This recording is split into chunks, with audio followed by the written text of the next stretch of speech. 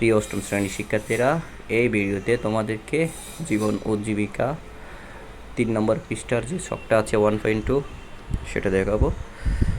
ছকের সমাধানটি তোমরা এভাবে করে করতে পারো, অথবা চাইলে তোমরা আরও কাজ কমানো বাড়ানো নিজেদের মতো করে তোমরা যে কাজগুলি করো বাসায় সেভাবে করে দিতে পারবো।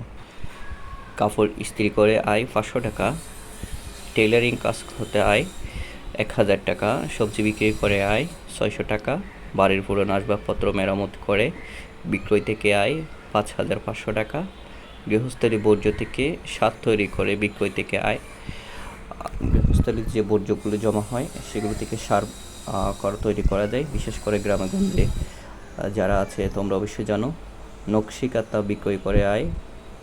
তারপর অনলাইন প্ল্যাটফর্ম থেকে আচার ও ফিটা বিক্রয় করে আয়।